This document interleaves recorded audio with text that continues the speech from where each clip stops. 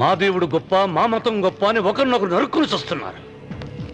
నిజంగా దేవుడనే వాడుంటే కొంతమందికి ఎందుకు అన్నం దొరకడం లేదు? కొంతమంది చిన్న వయసులోనే విధవరాళ్ళు ఎందుకు అవుతున్నారు? కొంతమంది పరిశ్రమలోనే తల్లిదండ్రులు ఎందుకు పోగొట్టుకుంటున్నారు? అది వాళ్ళ కర్మ. కర్మ అంటే పూర్వజన్మలో చేసుకున్న పాపం. ఆ పాపం నుంచి నీ దేవుడు కూడా వాళ్ళని రక్షించలేడా? రక్షించలేడు. అటువంటప్పుడు నీ దేవుడికి పూజనెందుకు చెయ్యాలిరా? కన్న బిడ్డల్ని సరిగా చూడలేని వాడు తండ్రి కాదు, అందరికీ అన్నం పెట్టలేని వాడు దేవుడు కాదు. వెంకన్న, నువ్వు సద్బ్రాహ్మణుడివి. వేదాలు చదివావు, ఉపనిషత్తులు చదివావు, పురాణాలు చదివావు. నేను ఏమీ చదువుకోలేదు. అసలు దేవుడి ఆకారం ఎలా ఉంటుందో చెప్పు. ఆయనకు ఆకారం లేదు, నిరాకారుడు. అటువంటప్పుడు గుడులెందుకు, గోపురాలెందుకు, వాటిలో విగ్రహాలెందుకురా? నేను చెబుతాను వినరా.